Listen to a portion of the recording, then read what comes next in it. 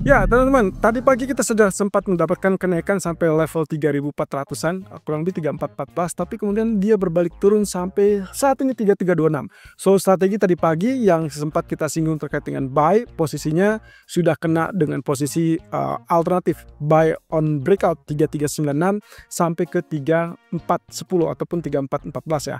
Tapi kemudian berbalik turun dan saat ini berada di bawah 3350. Jadi sebetulnya harusnya strategi yang kedua atau strategi cadangan kalau teman-teman perhatikan itu harusnya sudah mulai berjalan. Nah, cuman apakah nanti malam ini akan terus berjalan apa tidak? Apakah kita akan terus dapatkan penurunan itu apa tidak? Dan apa penyebab dan juga termasuk faktornya? Ini dia ulasannya. Oke, baru saja saya dapatkan informasi ternyata hal ini dikaitkan dengan ekspektasi pengumuman kesepakatan dagang antara Amerika dan Inggris yang kemungkinan baru akan terjadi nanti malam ya di jam 21.00.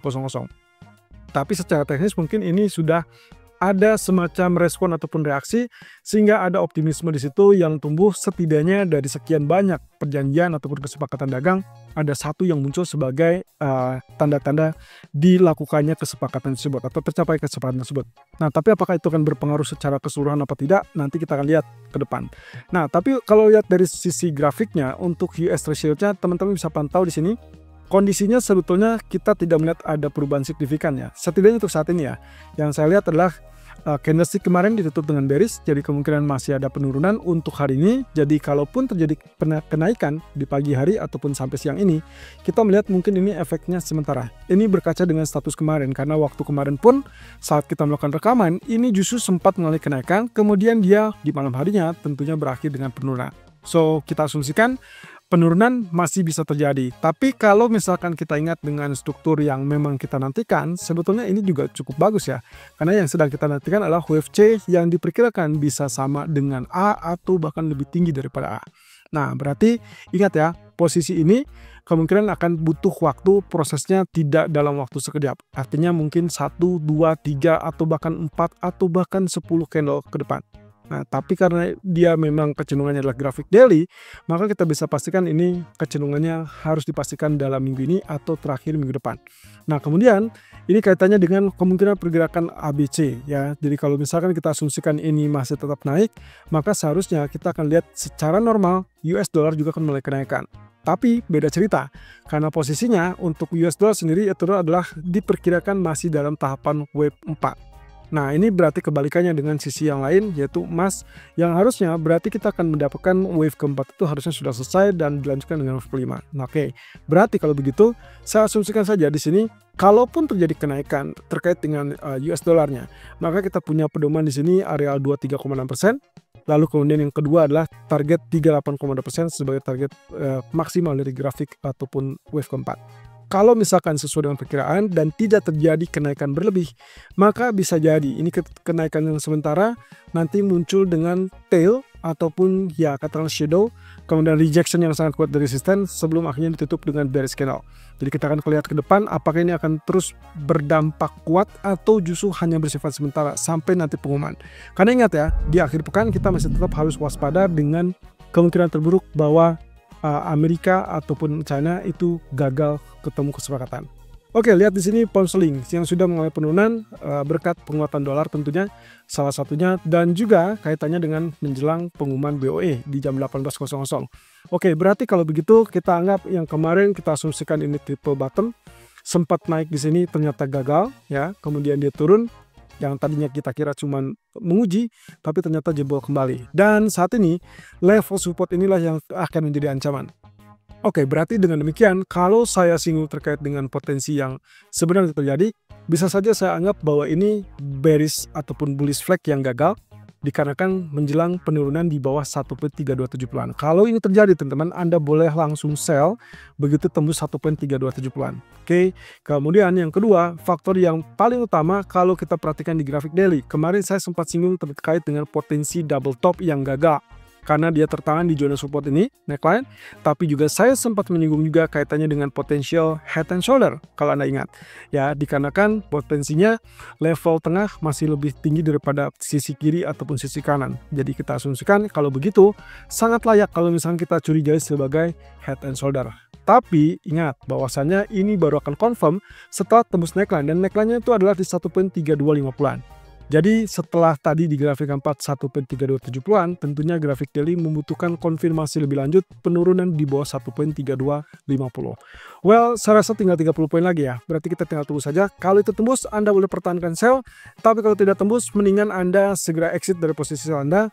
Tapi dengan catatan pula ya, berbalik untuk posisi buy pun akan sangat bergantung dari keputusan BOE nanti sore. Jadi kalau lihat dari kondisinya, kita masih punya jarak dari jam 2 sampai ke jam 6 sore ini, berarti kita masih ada waktu 4 jam. Berarti kita masih bisa memanfaatkan tekanan turun ini. Kemudian untuk crude oil sendiri, kalau Anda perhatikan ini persis dengan dugaan kita kemarin, bahwasanya dia sulit untuk mengalami kenaikan di atas resisten. Kemudian juga kita perkirakan bahwa dia masih bagian dari wave keempat seperti itu, dan kenaikannya juga tertahan ya. Dan kemudian kita tunggu kalau misalkan ternyata yang terjadi adalah penurunan. Artinya secara hitungannya kurang lebih seperti ini. 1, 2, kemudian inilah waktu wave ketiga. Kemudian yang terjadi kemarin adalah wave keempat. Ya artinya di bagian rectangle ini di kemungkinan ya kita curigai sebagai bagian keempat. Nah berarti yang saat ini terjadi harusnya secara mulus dia akan lanjutkan penurunan seperti demikian. Dan itu berarti wave ke-5. Oke, berarti kalau begitu 1 atau 2 hari ke depan atau mungkin sampai minggu depan bisa saja ini berlanjut di bawah level $56.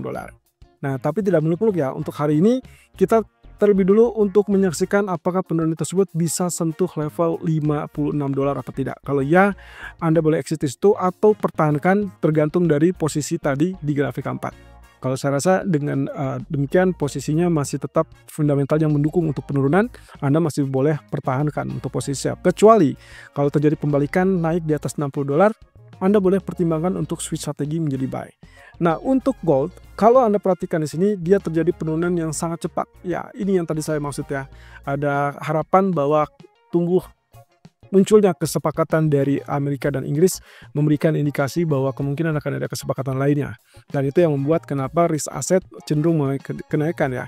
Kemudian tentunya safe haven ini akan turun. Nah, tapi apakah dia akan lanjut apa tidak?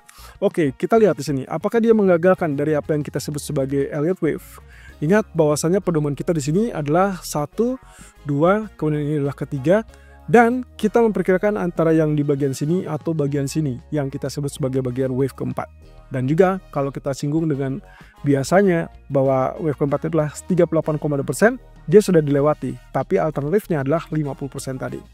Sebetulnya kalau misalkan kita harus split di sini aturan dasarnya, kalau kita hanya menggunakan Elliott Wave, maka kita asumsikan ini masih tetap bagian dari wave keempat. Berarti kalau begitu, saya asumsikan bahwa penurunan ini masih ada di zona ABC, dimana kalau misalkan kita singgung atau kita detailkan bahwa kenaikan di wave ketiga bagiannya kurang lebih seperti ini.